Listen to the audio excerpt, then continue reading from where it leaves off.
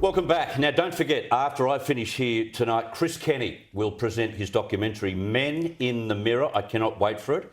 The parallel lives of Kevin Rudd and Malcolm Turnbull. I wonder whether Kevin and Malcolm will be tuning in. Don't miss it. Now, let's bring in our Sunday night panel. Graham Richardson, to my right. That'd be me. Prue MacSween and Senator Holly Hughes. Team, g'day there. Hi, G'day. Smithy. Hello. Hi, guys. Good to have you on. Now, Senator Amanda Stoker is relegated to position number 3 in Queensland. What happened to the party needing more women in Parliament, It's Prue? astounding, isn't it? Yeah. I mean, she's such a talent. I know McGrath is and I know Canavan is, but what kind of a signal is this sending? I do not get it. And this is what's wrong with politics in this current period, or probably for a long time, that the best people, the right people, aren't getting the jobs. And I know that I'm not one for quotas or gender sort of identity stuff, but I really think she's a talent. And she's got the attribute of being a woman. Why wouldn't you choose her? Yeah, Well, hang on. Just take 3 deep breaths here. Good, well done. Thank you. I think that McGrath is a very strong candidate. I've known him for years. He's capable. He's very bright, very tough. I think he's really good. Yeah. And Canavan, I think, is a star. I think he's one of the stars of the Parliament. star. So it's not a simple thing of saying they've done over a Sheila. It's a bit more than that. These are 2 very talented blokes. Now, sometimes I'd have to say in the Senate and the House of Reps, the blokes mightn't be all that good, and I'd happy to see them go. But not these 2. I'd support these 2 because they're very good. Holly, it's a bit of a snub to the Prime Minister. This was not his plan. He would have preferred Stoker elevated somewhere, wouldn't he? Look, what a great place to be. We're spoilt for choice of talented candidates. And really, it's up to Queenslanders now to ensure that all 3 senators are returned after the next election.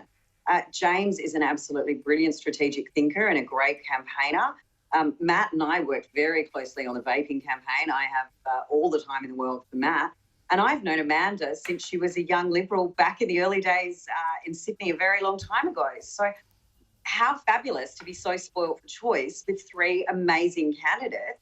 And now it's up to the people of Queensland to ensure that all 3 are returned to the Senate. Yeah, that will be a challenge, but it can happen. It can happen. All Well, right. there are 3 there now, and they can stay after the next election. OK, we've had a childcare policy released today and another incumbent Premier winning a state election, which is interesting. Are we looking at an early election? Would Scott Morrison see a policy announced by Josh Frydenberg today and what happened in Tasmania as a sign that he should still consider an early election? I believe so. Right. I think you don't announce these things. And your famous beer one as well, that I know you're pushing. I actually think that there's a strong chance. He'll read the wind and leave it to the last possible moment, but I think there's a strong possibility that we will go early. Richard, I also had calls on my radio program today from people who say they've got the email because they work at the booths. They've got the email already about whether they're working at the federal election. They weren't told a date, of course. Would you go early? Because I'm looking at those poll numbers.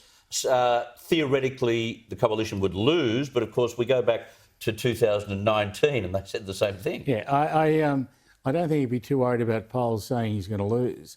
The question is, when does he maximise his vote? Now, I think Morrison's not good at being tricky. He's an honest, open, upfront person. And what he's got to do, if he calls an early election, is tell a whole lot of lies about why he's doing it. There's only one reason he's doing it, for political advantage. He can't say that, so he has to lie. He's not going to find that easy. I actually, people you think I might be kidding, but I'm not. He will not be at ease having to lie about why he's having an election. And so I don't think he'll just jump into this, no matter how much his colleagues are pushing him. All right, another subject, Senator Holly Hughes. I understand why the government and the medical team has decided to ban Australians from coming back from India, but did we really have to slap a jail term onto the ruling? Like, that doesn't sound Australian to me. Look, I think a lot of people are a little bit uncomfortable with this. It's not something that I think many people would have thought we would ever do, is put Australian citizens at risk of a criminal charge for returning home. Obviously, we're living in unprecedented times. And when we look at McGowan and him shutting the borders and locking everyone up over one case, We need to find the best way to manage this. But we do need to find the best way to manage that, and that's how we go forward into the future. We are, for probably a very long time, not going to be globally COVID-free. We cannot ban Australians from coming home to their own country. I mean, that is just absurd. But if it is about taking a breather, if it is about making sure that we're all established and everyone's got their quarantine working, I mean, we're seeing it happens in Victoria, happens in WA, it's happened a lot in Queensland, these escaping out of quarantine, these cases. If there needs to be a pausing of the situation to make sure that those states are capable of quarantining, then maybe that's just where the breather needs to come in. But I do think that we will need to review any criminal charges on Australians trying to come home. It's important now. Citizens have that right. Yeah, I hate the idea that you would force the rule of law by a jail term. But anyway, I want to talk about McGowan. Holly mentioned Mark McGowan. He locks down based on one, but he doesn't lock down based on three. Does he know what he's doing, or is he just starting to feel a little bit of the pressure now? He's feeling the pressure. Yeah. He knew after he locked down for Anzac Day, that was a bad move. He's had a lot of pushback. This man is so brazen, isn't he? He's got a set of rules when it suits him. Politically, it doesn't suit him now. He's running scared. He now wants, as Andrews does, well, you don't see it, Dan, because he's hiding out, because now he's not to blame for anything, is he? But Palaszczuk, all of them want the feds to bail them out with quarantining, and so they can shift the blame. Okay, Yeah, I Richard. can just do it. Poor old McGowan, running terrified of the three people who are in the parliament that aren't his. Absolutely terrified. What a load of rubbish. He is. He's terrified of the... Give me a break. He's got a huge God. ego, Richo. He has wants to be smashed them the in. poster He has boy. smashed them in Western Australia, and he has nothing to fear. That's only because nothing. the Libs have they no don't one to put exist. up They're against. gone. They're finished. No way. Sorry, It's Holly, only a matter go of on. time. The guy doesn't even have an opposition. I mean, what's he so scared about? Run the state, mate. You said you could. You said you were the best person, and now you're pretty much a one-party state. But having Run said it. all of that, Richo, you don't shut lockdown based on one infection. Come on. Well, I think it's probably mildly excessive. I could concede. All right, I want to final topic. I want to talk about the pharmacists too. Some of which I've had on my program talking about the fact that they are ready, raring to go to start dishing out vaccinations. From May, we were told that we're going to the next stage.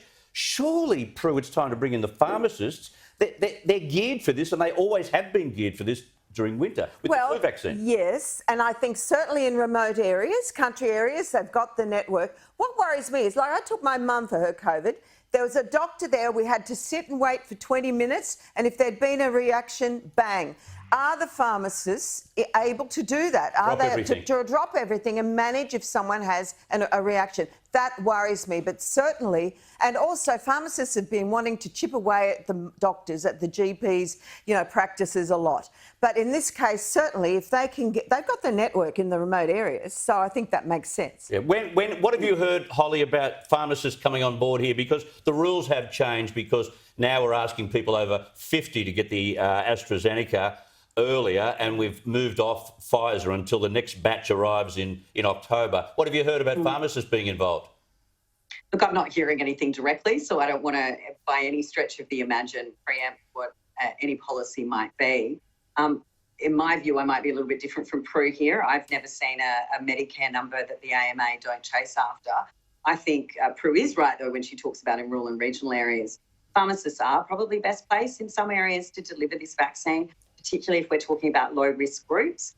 If you live in a small country town, the access to a GP is very, very limited. So if we want to get this vaccine out as quickly as possible and as safely as possible, there is a real opportunity for us to utilise the pharmacies in the same way that they deliver the flu vaccine.